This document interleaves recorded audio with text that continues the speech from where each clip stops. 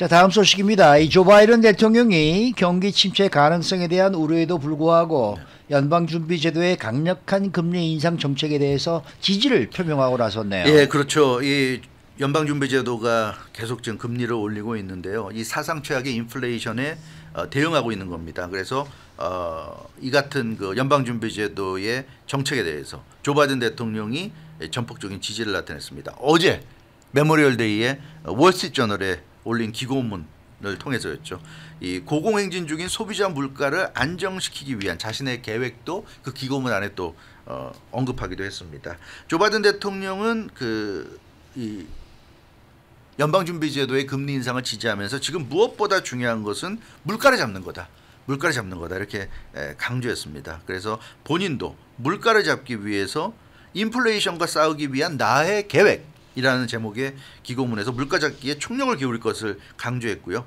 물가 안정이 현재 미국 경제의 가장 당면한 가장 큰 문제다.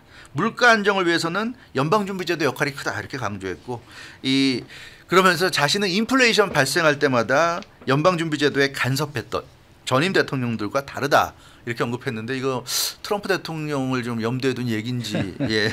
트럼프 대통령은 그 주식시장에 주가 떨어지는 거 굉장히 싫어했죠. 그래서 싫어했죠. 예, 이 주가가 떨어질 수 있는 정책 펴는 거에 대해서 굉장히 연방준비제도 의장을 굉장히 압박을 주면서 예, 굉장히 좀 그랬는데 자기는 이제 그러지 않는다. 자기는 모든 것을 연방준비제도 의장에게 맡겨주겠다. 이제 이런 얘기를 했습니다. 그래서 연방준비제도가 최대한의 자유권을 가지고 대통령 눈치 안 보고 하고 싶은 대로 정책을 펼 수 있게 하겠다. 이런 얘기를 했고요. 그러면서 일시적인 일자리 감소 현상.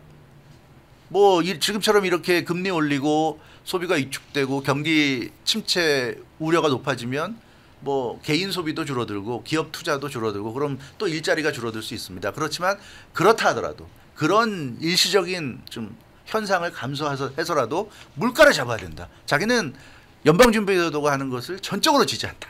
이제 이런 얘기를 했습니다. 그러면은 조 바이든 대통령이 언급한 물가 안정 계획은 뭡니까? 일단 그 연방 재정 적자를 계속 줄여서 물가 압박을 완화하겠다는 그런 입장을 밝혔습니다. 지난주에 의회 예산국이 올해 재정 적자 감소액을 1조 7천억 달러 정도로 예상을 했는데요. 이 예상이 맞다고 한다면 재정 적자 감소액이 사상 최대치를 기록하는 겁니다. 그만큼 재정 적자가 많이 줄어든다는 얘기죠.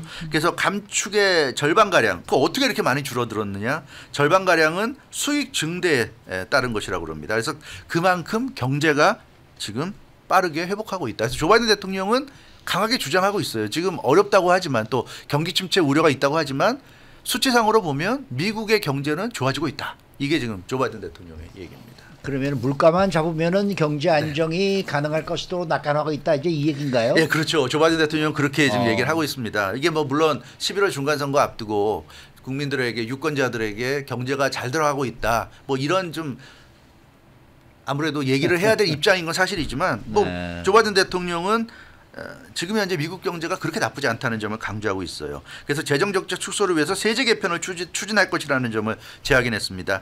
제조 기업들이 해외로 빠져나가는 것을 막고 부유층의 과세 부담을 높이는 방안을 추진하겠다는 그런 생각이고요.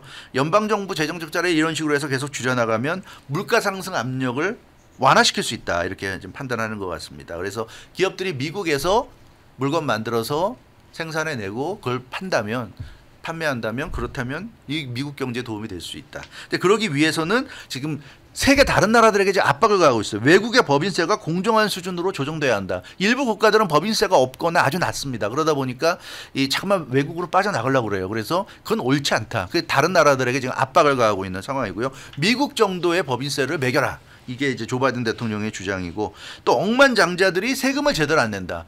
소방관, 경찰, 교사 이런 사람들은 원천 징수하잖아요. 우리 같은 직장인도 마찬가지입니다. 근데 이 부자들은 오히려 더 낮은 세금을 내고 있다. 그래서 조세 제도를 바꾸겠다.